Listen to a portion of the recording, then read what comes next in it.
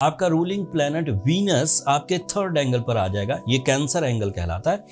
And इस third angle पर आपकी natural ability almost double strength perform करेगी। सोर्स ऑफ इनकम के मामलात सुलझते हुए नजर आएंगे, आपको अपने रिलेशनशिप के मामलात सुलझते हुए नजर आएंगे। So this is an ideal time. इस वक्त बड़े काम करने का, जनरल काम करने का टाइम नहीं है। बड़े काम, बड़ी इन्वेस्टमेंट्स, बड़ी planning, initiatives, multitasking, risk taking.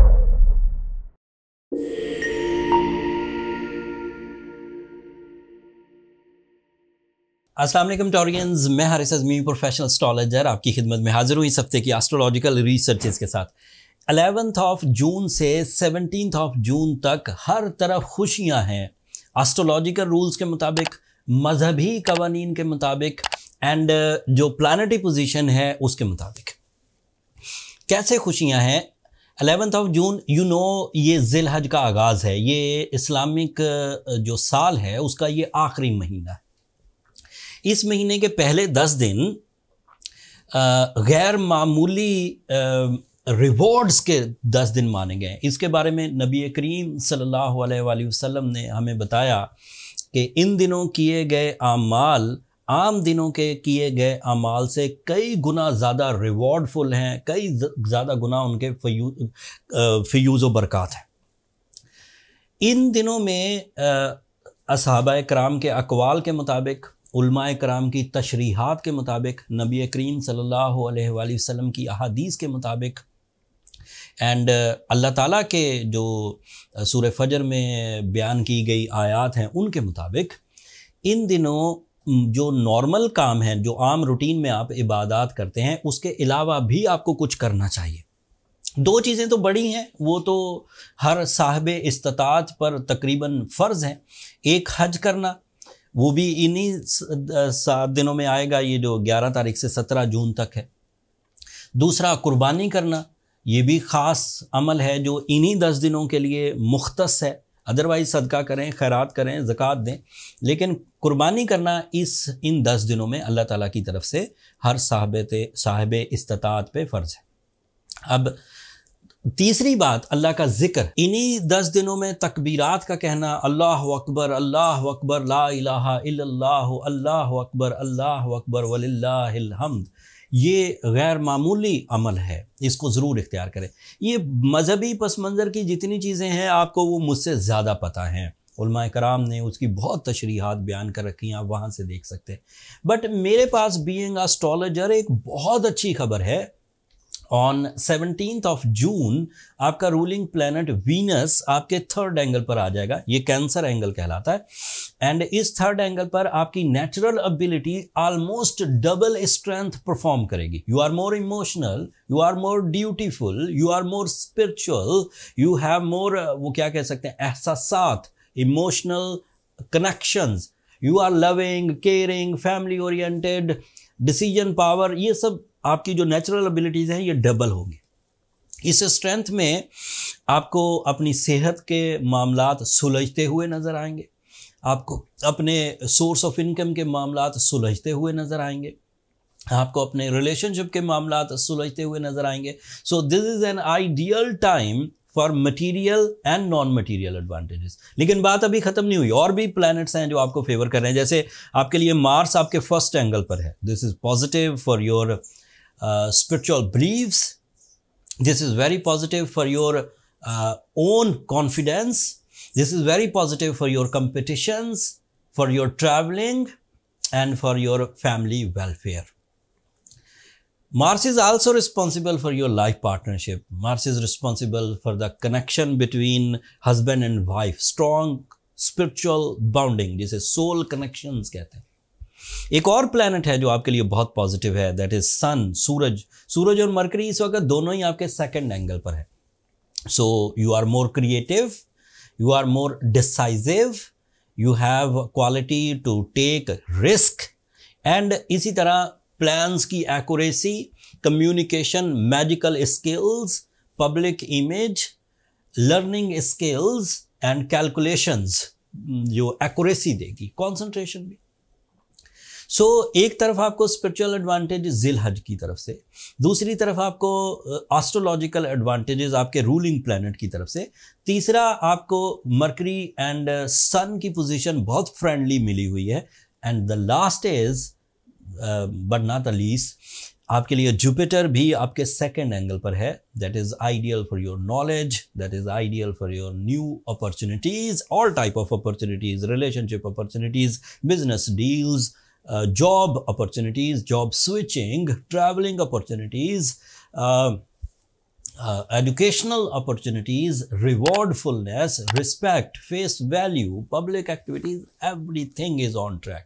कोई भी टॉरियंस इस वक्त इस प्लैनेटरी पोजीशन को लेकर वो ये नहीं कह सकता कि मैं इस वक्त गर्दिश याम में घिरा हूं। This is my professional statement that you are ideal at the moment with the support of time, with your own nature and the spiritual side, मजहब, मुआशरा, सलाहियतें, astrological time, behaviour, you are going good Taureans. इस वक्त बड़े काम करने का, general काम करने का टाइम नहीं है ये। बड़े काम, बड़ी इन्वेस्टमेंट्स, बड़ी planning, initiatives, multitasking, risk taking, competitions, इन कामों पर हिस्सा लिया जाए। मोस्टली टॉरियंस अपनी एबिलिटी से ही रिकवर हो जाएंगे, bye there plans, bye there available resources and bye there natural skills. But सारे टॉरियंस तो नहीं होंगे। इन माई 25 ईयर कैरियर मैंने देखा है जब बेहतरीन दौर भी होता है तो उसमें भी कोई 80 to 85% लोग सक्सेसफुल होते हैं, 15% फिर भी रह जाते हैं। ये वो 15% होते हैं टॉरियंस जिन्होंने पिछले दिनों अपनी कमर तोड़ ली होती है due to some reason, wrong decision, lack of resources, lack of confidence, unspiritual behaviour. उनके मामलात ही रब के साथ ठीक नहीं हो रहे होते। वो कवानीन को जानते हैं कि किन कवानीन से रब नाराज होते हैं, वो कवानीन को जानते हैं कि किन कवानीन से फजल और बरकत ख़त्म हो जाती है, वो कवानीन को जानते हैं कि किन कवानीन से सेहत उजड़ जाती है, लेकिन उसके बावजूद वो सेहत के खराबी के कवानीन पर ही अमल पैरा होते हैं। उसके बावजूद वो रिलेशनशिप डिस्ट्रक्शन पर ही कार फरमा रहते हैं। उसके बावजूद वो रब के फजल की तलाश की बजाय अपने टैलेंट पर ज़्यादा डिपेंड करने लग जाते हैं। सो ये बात तो तय है कि आप हर इंसान अपनी सही के आगे गिरवी है, जितनी वो मेहनत करेगा उतने एडवांटेजेस लेगा, लेकिन उसके बावजूद कुछ कवानीन फितरत हैं। लेट्स से एक अजीब सी मिसाल है, उलमाए कराम इसके बारे में तशरीह बयान करते हैं, मैं उन्हीं की तशरीहात कोट कर रहा हूँ। कोई आदमी किसी ऐसी आदत में मुब्तला हो जाए जिससे अल्लाह मियाँ की नाराज़गी सामने आती हो, जैसे रिश्वत लेना शुरू कर दे या रिश्वत देना शुरू कर दे। वैसे तो आजकल कोई भी मामला रिश्वत के बगैर निकलता नहीं पाकिस्तान में, लेकिन बहरहाल ये गुनाह है एंड इसका अंजाम जहन्नुम में लिख दिया गया। अब वहाँ झूठ तो नहीं लिखा हुआ ना कि रिश्वत देने वाला और लेने वाला दोनों जहन्नुम में। अब अगर इस तरह की सिचुएशन पैदा होगी तो जो भी स्पिरिचुअल बेनिफिट्स हैं वो रुक जाते हैं। ये इतनी सी बात तो जनरल सी है, मैं अपने अल्फाज में बयान कर रहा हूँ। उलमा इकराम तो इसकी बहुत ही दलाइल देते हैं, लेकिन जो कानून वहाँ लिख दिया गया कुरान मजीद में वो क्रिएटर ने आपके लिए बनाया है, मतलब उसमें दो राय नहीं हो सकती। अगर लिखा गया कि अल्लाह का जिक्र इत्मीनान की वजह बनता है तो बनता है, जिसने इत्मीनान देना है वो खुद कह रहा है। अगर लिख दिया गया कि रिश्वत लेने वाला और देने वाला जहन्नमी है तो इट मीन्स कि वो झूठ नहीं है। ऐसा ही नहीं कि फालतू में लिख दिया कवानीन पाकिस्तान के मुताबिक के पता नहीं होगा भी कि नहीं होगा, पर फार श्योर होगा। अगर लिखा गया कि झूठ बोलने से इज्जत जाती रहती है तो फिर डैम श्योर के जाएगी, इसमें ये तो दो राय नहीं हो सकती। वह कुरान सच्चा है। अगर आप ये मानते हैं कि कुरान अल्लाह के भेजे हुए कवानीन है, लाने वाला अमीन तरीन फरिश्ता था, जिसके ऊपर नाजिल हुआ वो दुनिया का अमीन तरीन हस्ती थे नबी करीम सल्लल्लाहु अलैहि वसल्लम, तो इसमें कोई दो राय तो नहीं कि ये एक बेहतरीन नॉलेज आपके लिए प्रोवाइड की गई एंड उसको अब आपको फॉलो करना है। तो मजहबी मामलात अपने इन 10 दिनों में ठीक करिए, ये बेहतरीन टाइम है। एस्ट्रोलॉजिकल बेनिफिट्स कुदरती बहुत अच्छे में, कोई कमी रह जाए तो सूरह शम्स ज़रूर पढ़ें, लेकिन इन 10 दिनों में तकबीरात ऐड करें। ये जो अल्लाह अकबर ला इलाहा इल्लल्लाह अल्लाह अकबर वलिल्लाहिल हम्द।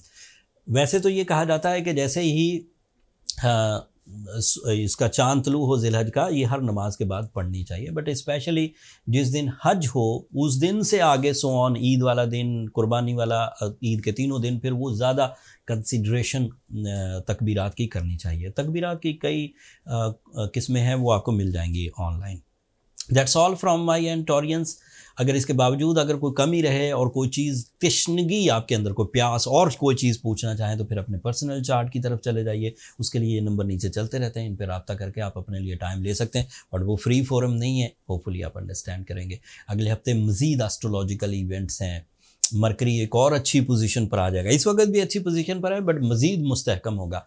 मरकरी के इस्तेहकाम की वजह से आपको और क्या बेनिफिट्स मिलेंगे अगले हफ्ते, वो तफसील अगले हफ्ते बयान करूँगा।